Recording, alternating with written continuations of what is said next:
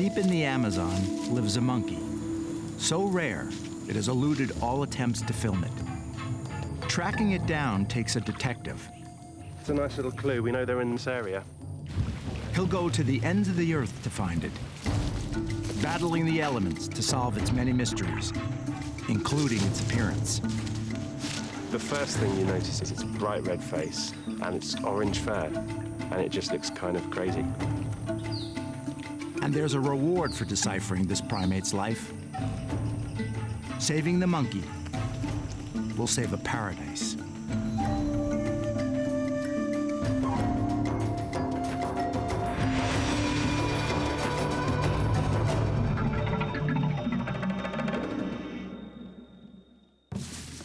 In 1995, a group of students were collecting insects for the Smithsonian Institution in the Peruvian Amazon. Mark Bowler was an undergrad, and what he saw that day would change his life. While we were there, we were with a group of the local people who hunt in the region, and one day they came back to camp with this monkey they'd shot, and it had bright orange fur, bright red face with these big bulging muscles on the head. Local Indians call it the English monkey for its resemblance to sunburned visitors. Scientists call it the red Uakari, a distant cousin of man, about the size of a house cat. I knew what it was, but I didn't know any more than that. It intrigued me, and it disturbed me because I knew it was endangered. So when I got back to England, I tried to read up on it and found that there was absolutely nothing known. No one even knows the red Uakari's population, only that it's threatened. It's so elusive, this is the first time it's been filmed in the wild. And it's an expert at hide and seek. You don't know when it will pop up. I thought it would be a great subject for a study, but there was no way you could do it. Nobody knew how to find these things or where they were. Then, 6 years later, Mark learned of a place even rarer than the monkey, the only spot on Earth where the red Uakari can be found year-round. Since 2002, he's devoted his life to studying the Uakari here in the Amazon. The more secrets he unlocks, the better the odds of saving the monkey. And saving the monkey will help save its home, the rainforest.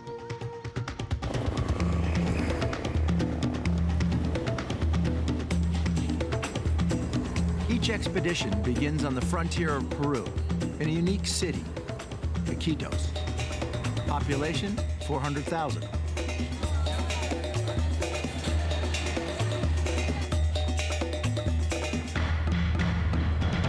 No other city is so large, yet so remote. Boats and planes are the only way in. River travel is slow, but this research boat is the best way for Mark to get to his destination. There are few options. In the last 6 years, 3 float planes have crashed trying to cross the jungle. It's a 4-day trip. First down the Amazon along the Colombian border, then up the Uakari River, the Brazilian border, to the monkey preserve at Lago Preto. It used to take me even longer. It was a pretty difficult journey, just a wooden, 6-meter-long wooden boat.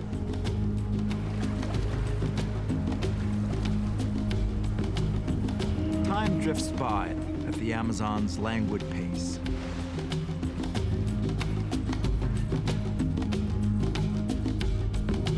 Yeah, I'm just testing out GPS, which is working just fine.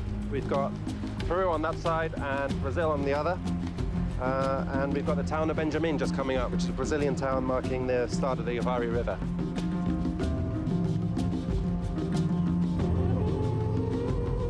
The Uakari is a gauntlet of hazards. Drug smugglers, nervous soldiers, even hostile tribes in the nearby jungle. 2 days to go, and Mark will reach Lago Preto, where the red monkey plays hide and seek with science. Finding it will be like chasing shadows.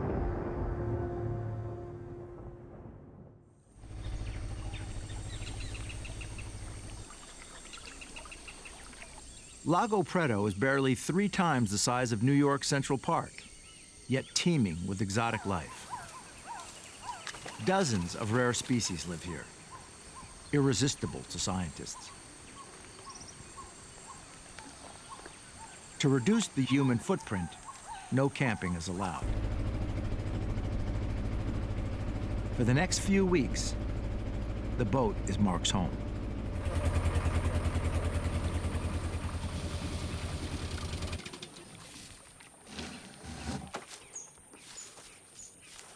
Each morning, Mark Bowler and his guides set out seeking the elusive red Uakari.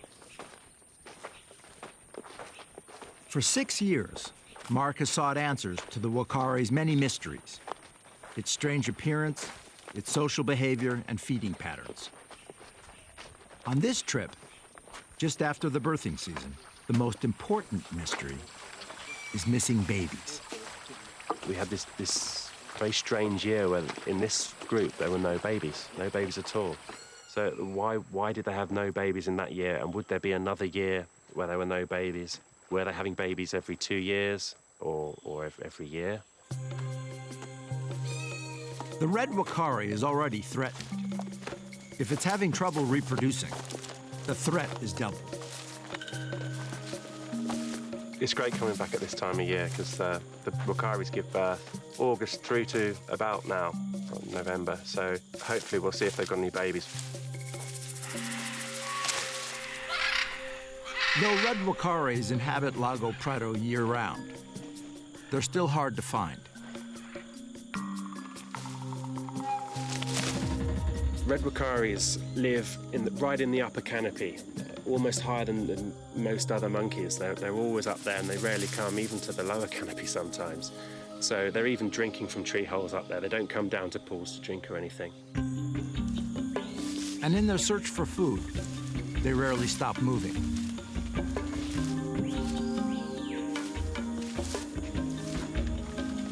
It's the distance that kills you.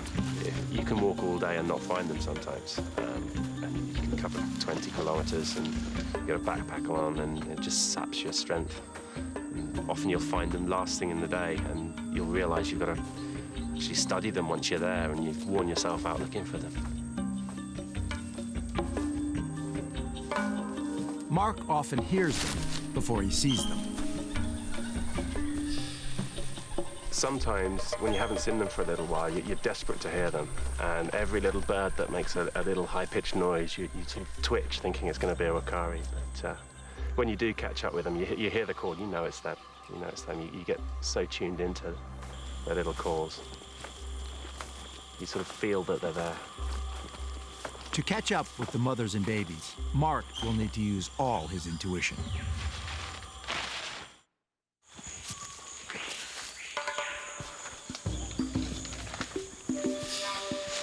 For Mark Bowler, the red Uakari is a puzzle. Even its body seems to defy logic. Other monkeys have a long prehensile tail for balance, but the Uakari seems to manage just fine with a stubby one.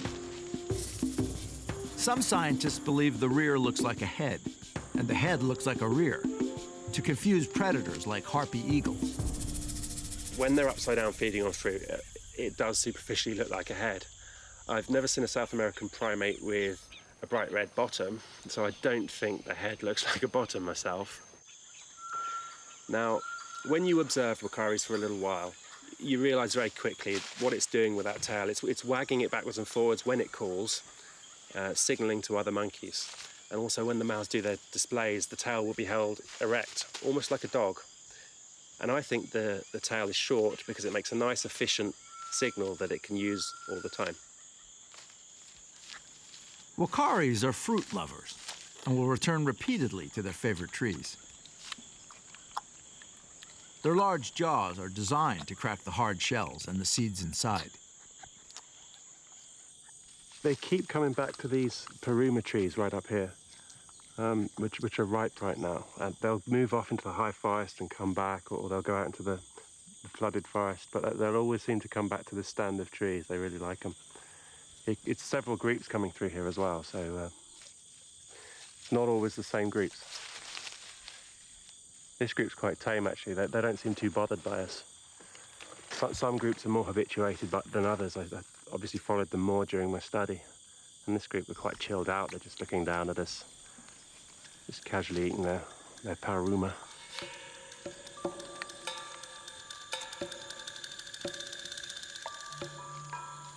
Mark hopes to find mothers with babies, but these are juveniles, 2- and 3-year-olds.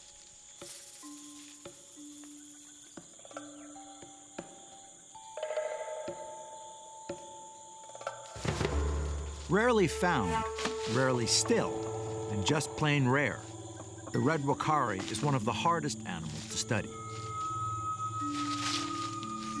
The smallest insight is a victory.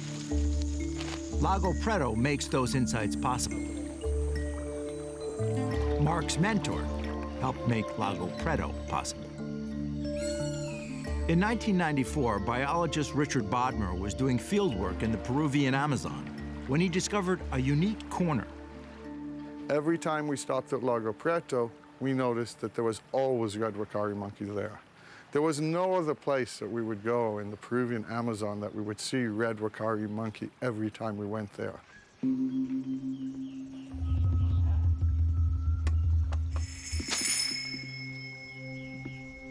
Why is that?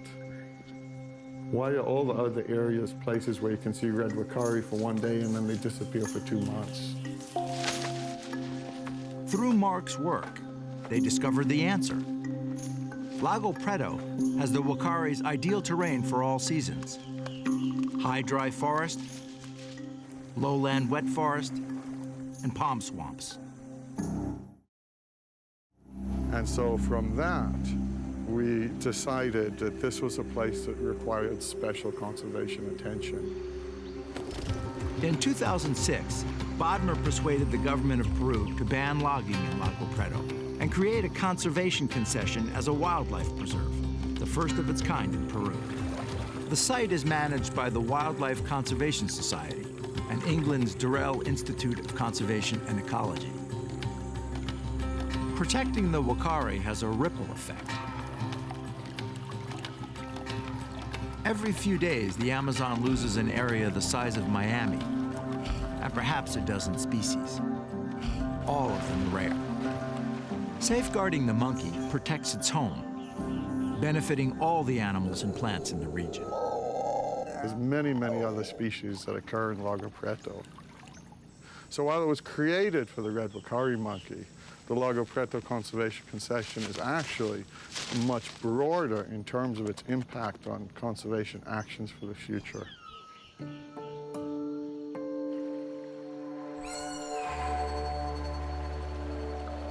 Scientists keep track of various key species in Lago Preto to see how they are faring in this area, free of human impact. Biologist Maribel Richarte studies what locals call the river wolf. She monitors population levels of these giant otters. Numbers here are good compared to other parts of the Amazon, where they were hunted out for their skins. At over 2 meters, it's the world's longest otter. They live in large social groups, eating mainly fish, but will tackle crabs, snakes, and even small caiman. They have the most complex vocalizations of any otter. When faced with danger, they use snorts to deter any invaders.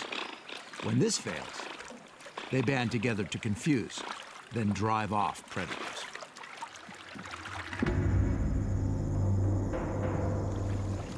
The caiman is the biggest predator out here and grows up to 5 meters.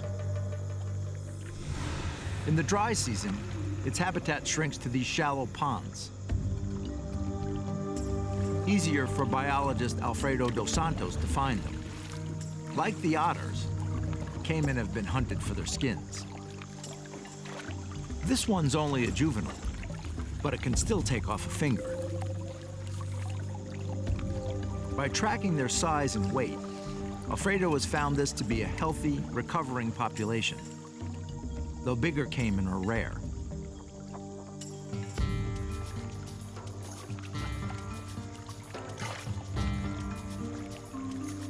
caiman are thriving.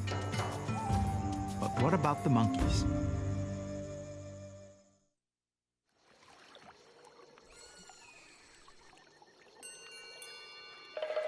Day 5 of the Red Uakari expedition.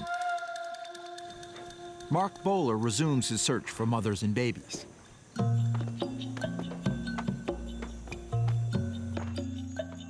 Finding and counting them may solve the mystery of their erratic birth rate.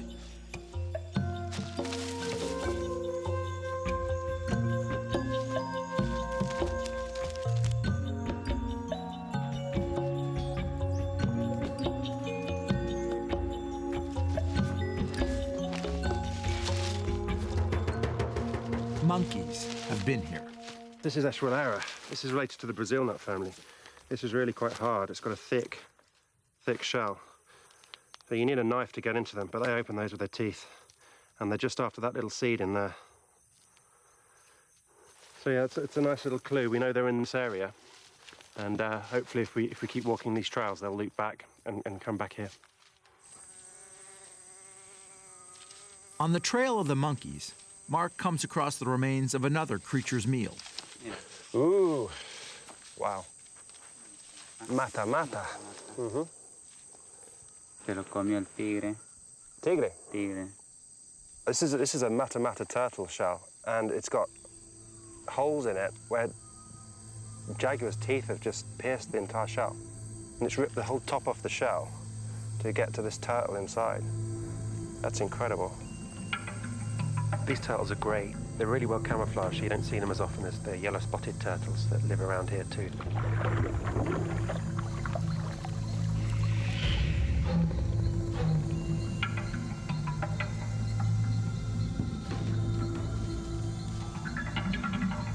Unlike turtles, monkeys spend most of their time in the canopy, where jaguars can't follow. But Uakari terrain teems with hazards to humans. Ants, whose bite can sting for hours, and snakes, whose bite can be fatal. These spikes can pass right through a boot. It's important to tread carefully. It's at least 2 hours to the nearest medical help at an army outpost. Wow. I used to live here. Jungle's reclaiming it. Ever since the concession was awarded, we can't live on site, so we live on the boats and we come in every day. So this is just it's reverting back to jungle. It's amazing how quickly all these trees spring up. This was the kitchen. We had no walls, and we just used to put our mosquito nets up inside and try and ignore all the jungle sounds waking us up in the night.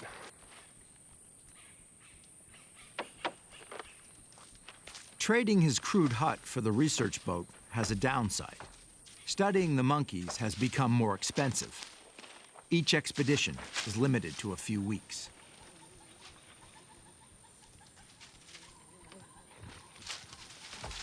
We've been following them for about an hour this morning, and this is a much bigger group than we had yesterday, and they're a little bit more nervous. We've been following them quite closely, but they keep looping around and they're getting away from us now. We've just seen the last few of the adult males disappear into the thicket there. And we're hearing just a few little screams in the background there, having a bit of an argument, and hopefully we can catch up with them if we follow those screams.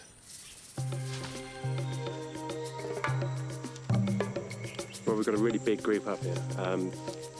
They're moving even further into the high forest, so we're trying to keep up. They're moving 50 meters parallel to the trail, so can't quite get a view at the moment, but we can see the branches moving.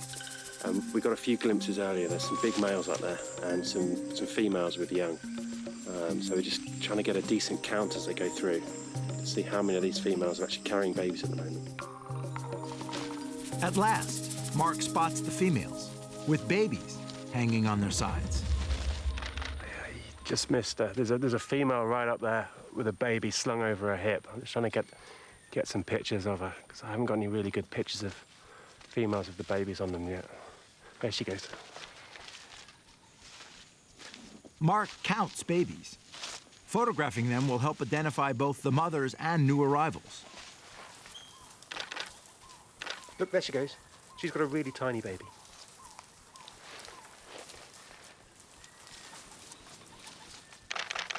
Mark's lucky. Mothers hide their offspring under their arms and rarely reveal them. Red Uakari mothers and their newborns have never been filmed in the wild before.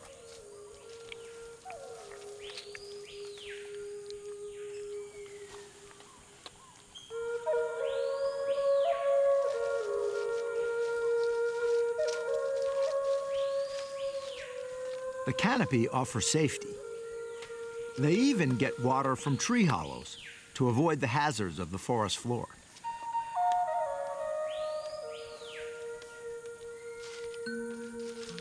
Uakaris live in complex, secret societies. Mark is just starting to understand how they function. He works like a detective, recording everything he sees. Age, gender, behavior.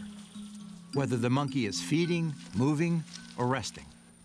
Every behavior yields a clue, including grooming. Grooming in monkeys is basically a social activity. You can use it as a measure of the social bond between two animals. In most monkeys, you see a lot of grooming. That any time they're resting, they're also grooming. In the Uakaris, you don't get quite so much, it seems, and when you get it, it'll be between a female and an older juvenile, probably her offspring. When you do find the females, they're not just with one alpha male. You'll find they're with a team of alpha males almost, which is very strange. It doesn't happen in many other monkeys. Mark discovered red Uakaris often travel in predictable group patterns. First the main group, juveniles, then mothers and babies, followed by big males. Then comes a mysterious second group, mostly younger males, and Mark is trying to determine their significance. We call that the bachelor group, and they'll follow the other group around. These groups will get a bit close, and the males who are with the females will come and kick these other males out. And we don't really know what's going on there. Understanding Uakari aggression is another purpose of the study. Mark believes the bachelor group is formed by younger males driven from the main group, which would explain why both groups are as scarred as street gangs. It's important to identify individual monkeys so that we can see what their relationships are with other monkeys. One of the ways we can get to the bottom of this is to identify these males by taking these photos with the scars and the blotches of pigment that some of them have, and seeing if there's a relationship between these males and some of the other guys. So what I'm doing now is I've got this huge telephoto lens and I'm trying to get pictures. And if you get a really good picture, you can mark down the scars.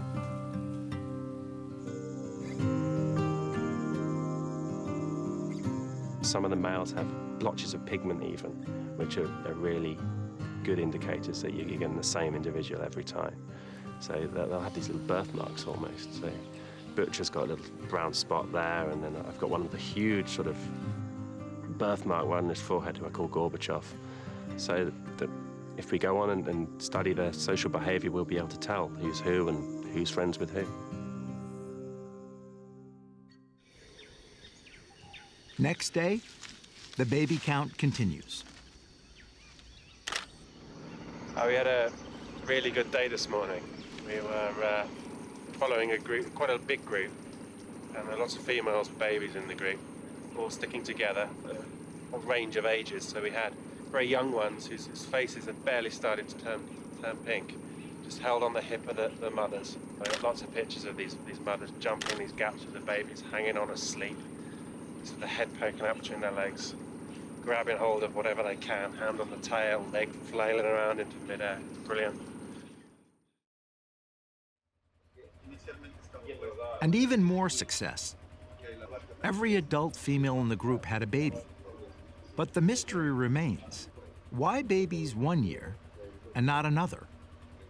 Throughout his study, Mark has noticed that the quality of fruit available to Uakaris seems to be tied to their birth rates. Last year, there was plenty of fruit, hence a good crop of babies now. But a shortage of food raises another threat. The monkeys may leave Lago Preto to forage. Hunting is banned in Lago Preto. Outside the preserve, monkeys are fair game. Today, Mark will travel 2 hours upriver to check the progress of a novel project to protect Uakaris, launched by the same man who championed Lago Preto, biologist Richard Bodmer. The red Uakari monkey is a very unique species because it's rare and it's only found in these small pockets. Those reflect very intact forests full of biodiversity. Bodmer has studied the impact of hunting on the local mammals. And what we found is animals such as the peccary, the deer, the agouti, those animals can withstand a lot of hunting. They reproduce very quickly, they have lots of young, and the people can hunt them and their populations continue. Other animals such as the red Uakari monkey, the woolly monkey, the lowland tapir, they reproduce very slowly. And if you start hunting those animals, those populations crash.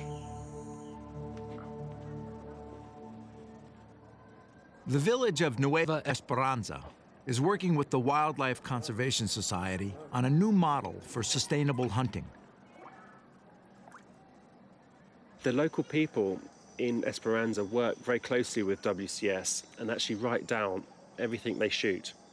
And they have the date, the sex of the animal. Biologist Alfredo dos Santos regularly reviews the hunting log with the village chief.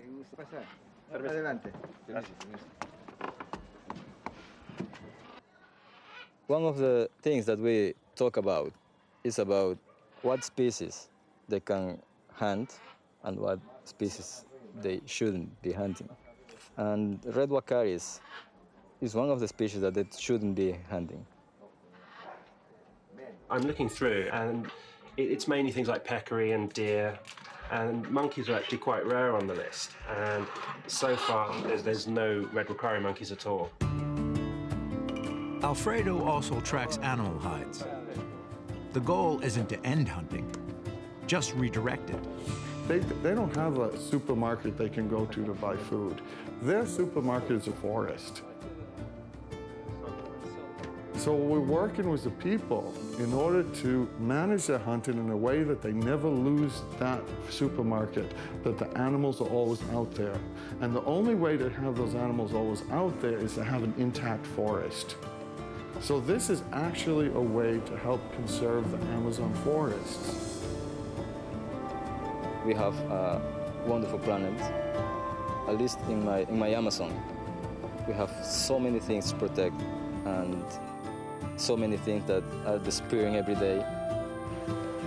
Everybody should understand that we can't just lose everything we have. Local hunters are getting the message, yet the threat from hunting remains. Now it comes from an unexpected direction.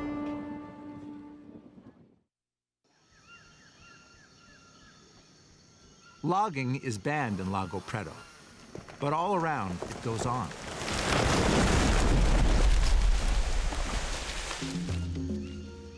We know the red Uakari is a threatened species, but it's always very difficult to justify the conservation of one species. These forests are very valuable for timber and for oil, and Peru doesn't have a particularly wealthy economy.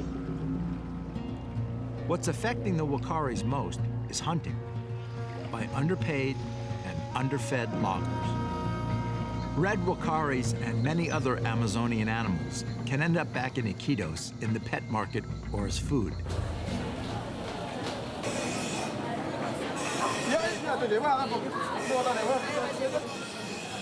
Hunting bushmeat is legal in Peru. For many in this poor country, it's the only way to eat. Hunting won't dent the population of fast breeders. For other species, every death threatens its survival.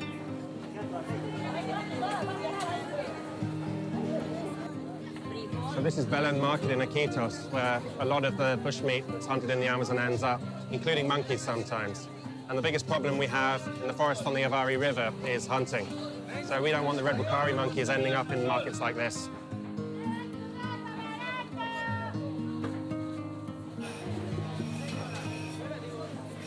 The marketplace has a flip side. Just 10 miles away, a place where monkeys are saved. An unusual sanctuary run by an accidental savior. A chance to see the Uakari up close and probe another mystery.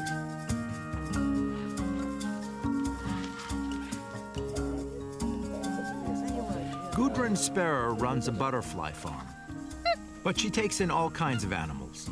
The forest orphans who might end up as pets or on the dinner plate. Funded mostly through donations, Gudrun runs the only wildlife orphanage of its kind in Peru. This one, for example, was dropped here by a tourist who had seen that street children are throwing away at a garbage place a monkey. He thought first it was dead, then he saw it's moving. And he got it, pitied it, it was very sick. He brought the monkey here. We are educating the people, so people from here, the children get to know the animals, see them free and maybe start liking them. And people from other countries learn about them and maybe don't get the idea that it's because of them as a pet. Getting so close offers Mark a shot at another Uakari riddle. Its strange face.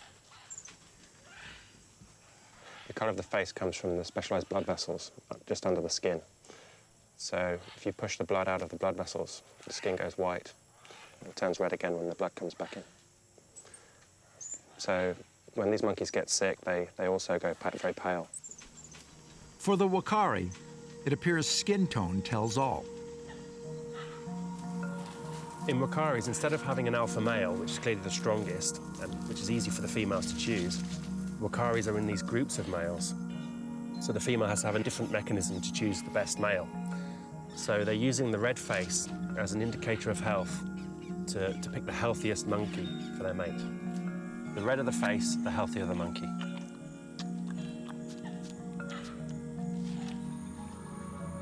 After 3 weeks in the bush, Mark is excited by the results. Every adult female he saw, 6 in a group of 30, had babies with them, confirming his theory. A good previous fruit season means a good birth rate. He'll return in 6 months, in the wet season, when the Uakari's favorite fruit will have ripened. That's the plan. But Mother Nature has plans of her own.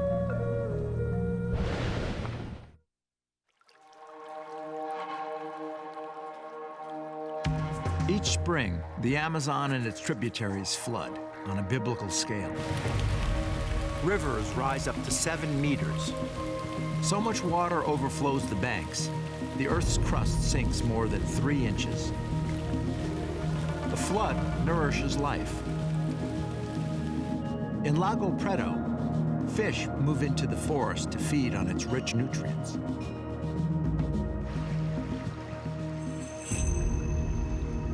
Near the end of the wet season, the red Uakari move from the canopy to the lowland palm swamps to feed on their favorite food, aguaji. 6 months after his last expedition, Mark Bowler is back to document the monkeys' social behavior and learn more about their reliance on aguaji fruit. But this season is not off to a great start. The aguaji is late to ripen. This means finding the Uakaris will be tougher than ever. They're scattered across Lago Preto, seeking other food. That's what an aguaji fruit should look like, but they haven't touched them at all. These are unripe, so the ones they're eating are these small, deformed-looking things which are ripening early. And you see they've gone the nice yellow that aguaji fruits go. But hopefully soon, these nice big ones will ripen up.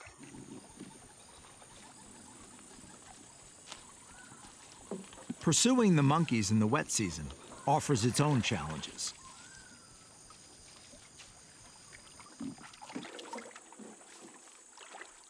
Instead of walking underneath the group of monkeys, I have to paddle. That's actually really nice at times because you can sort of cruise along underneath them. You're silent.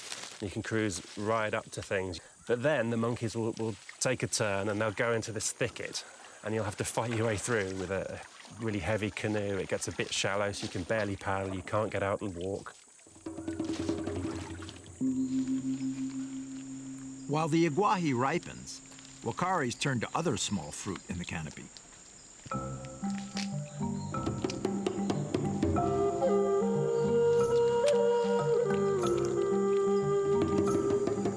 After hours of pushing his way through the flooded forest, Mark finds a new group of Uakari, and they've got something strange on the menu.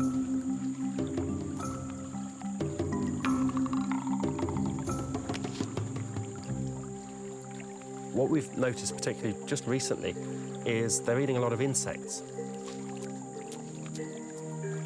When they find a really hairy caterpillar, they'll rub it really vigorously, knock all the hairs off until it's bald, they'll stretch it a bit, and then they'll pop it in their mouth.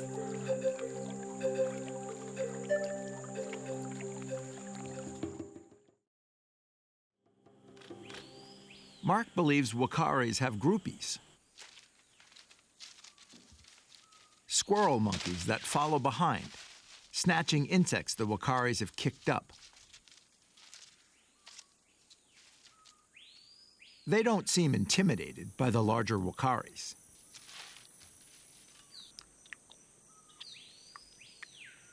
No other monkey in the Amazon has such big teeth. Red Uakari monkeys specialise in opening hard-shelled fruits and eating the seeds inside. And this is fairly obvious when you look at the teeth. They've got these big canine teeth, which they use to pierce fruit. The males have these big bulging muscles, and they also have muscle masses under the jaw, and they power the teeth, and they have incredible power. They open these fruits that I need a machete to get into. Mark believes big teeth may serve another purpose: intimidation. You get these howler monkeys who are 2 times the size at least, maybe 3 times the size. And they come along, and the Uakaris will have a go at them. And the howler monkey will be off in the other direction. They seem to be a bit scared. It's possibly because they got these big, powerful teeth.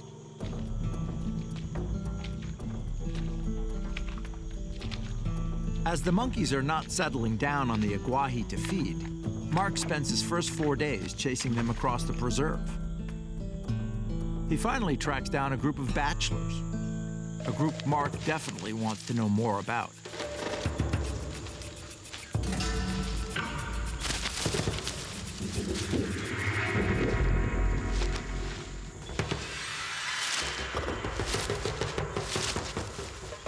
The social behaviour of the Uakari is basically unknown. We're only just starting to find out little bits about the social behaviour of this monkey. One of the things we found out is that when the monkeys are in the flooded forest, they forage in much smaller groups. And this is because the fruit here is abundant and more widely dispersed, and the monkeys spread out widely into their small groups to feed. And what that means is you very often get all male groups. We call them the bachelor groups, which is actually quite unusual for a South American monkey.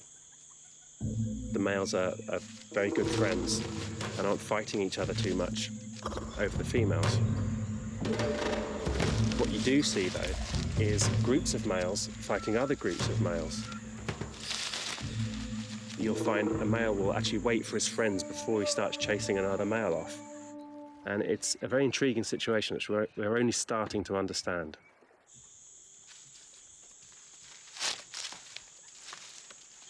This little guy has just come down into the lower canopy, basically hiding from the other big males because they've been chasing each other around here and fighting a bit. I see one with a cut in his hand, actually. Hanging like this seems typical for a monkey, but this is a male Uakari display. No other biologist has ever witnessed this behavior, or this show of potency. Some behavior is just plain strange. We've just been watching an adult male up there urine washing. which is when they urinate up their fronts and rub it all in with their hands and get it all in their fur. And that might sound like a disgusting habit, but it's actually got an important function. It spreads their own scent on their body, which tells other Uakaris who they are and that they're a dominant male. It's also got a visual element. The males puff their fur out, they have their tail held high while they're doing it, which says to other males, and possibly the females too, that they're in charge. Swinging backwards and forward is producing a huge amount of motion. It's a massive signal to say, here we are, and here, we're really big, we're strong, we got the females, and keeping other males away, we think. Another display we see very commonly is this branch shaking. Sometimes they'll have a bit of a shake of the branches, saying, we don't really want you under there, move back a little bit. And they'll shake the branches at us. Often we'll have quite big branches come down, because they seem to know which ones are rotten, and they'll jump on them and shake them and leap off at their last moment.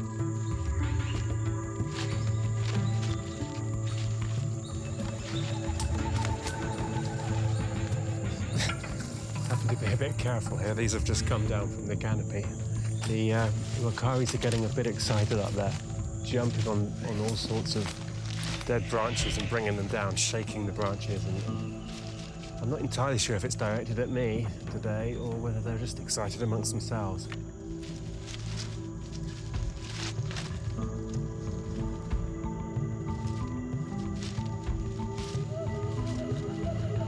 The search for food never ends, taking them right across Lago Preto. The odd Uakari even investigates if the aguahi are ripe. Not yet. For Mark, some days it's like chasing phantoms. Wow, this is it. This is the end of the line. The monkeys have gone right into the flooded forest, and we can't follow now. We've left the canoes back there when the monkeys entered the high forest, but they've headed straight back into the flooded forest and left me stranded up here. A week into the expedition, and Mark is hoping he'll have a break soon. Once the fruit ripens, the Uakari should stick around long enough for his study.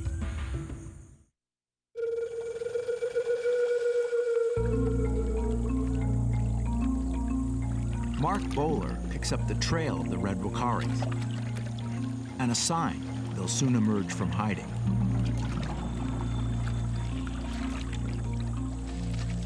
What they've been doing is moving into the high forest instead of staying into the flooded forest to feed. And that suggests to me that the fruit's running out in this forest here, and they're testing the aguahi fruits on the edges of the palm swamps.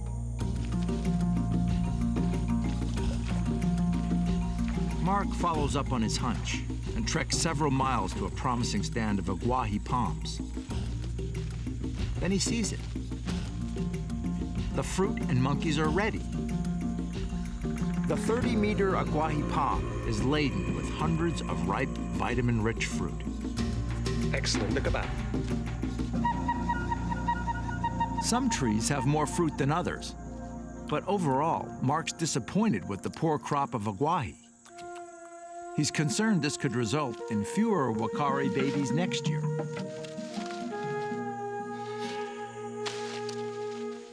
Locals call the palm the tree of life. How the Uakari dines feeds the entire forest. Red Uakaris are quite messy eaters. Typically, they'll eat the best part of the fruit, and once it takes too much effort to get the rest off, they'll drop it and get to the next one, because the next one's on a big bunch right next to it. So what you'll find is the floor below will be littered with half-eaten aguahi fruit, and big rodents like paca and agouti will come through and eat those. And if there's any left, you'll get big herds of peccary and even tapir coming through to eat the last ones. Between May and August, when the aguahi's ripe, these aguahal palm swamps become a hive of activity. So it's a real focus for life in this forest.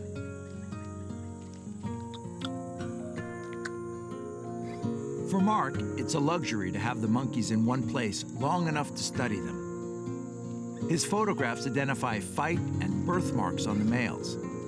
Plus, he can determine the gender of groups feeding together and see just how much fruit they're consuming. So we know they're evolved to eat these very hard-shelled fruits, but here at Lago Preto at least, they're eating a lot of aguaje palm, and it's very, very important for them.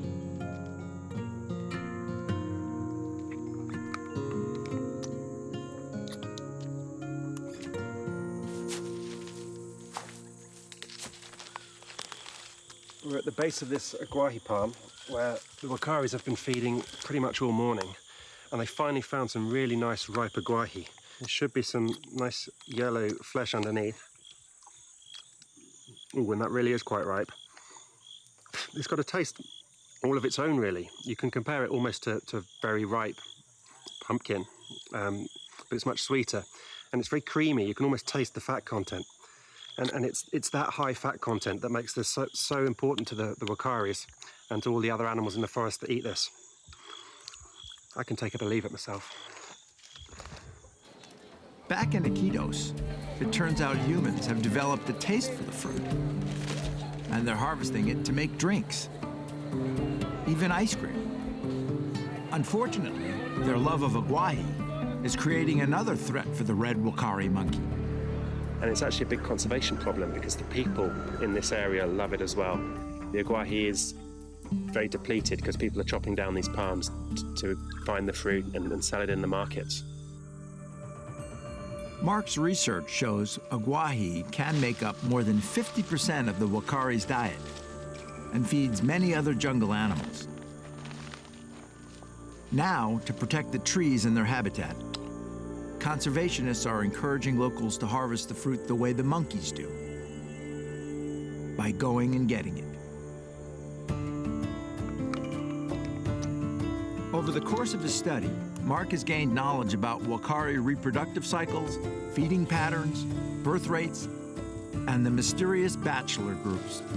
Ultimately, he knows that this knowledge will have little value if it is not passed on to the people of Peru. The red Uakari lives in this area of amazing biodiversity. Unfortunately, there's also a lot of timber here and potentially oil. So the difficulty for us is giving the Uakari a value, giving biodiversity a value that can match that of the natural resources. And that's something we need to work with the Peruvian people to achieve. Now, with the help of Mark's research, the WCS and Durrell Institute are working with the Peruvian government to expand Lago Preto, increasing this protected area, linking it to another reserve, 200 kilometers away. The naturalist who first described the red Uakari 150 years ago called it a monkey of a most grotesque appearance. Who would have dreamt it would become the poster child of the Amazon, the world's last great rainforest?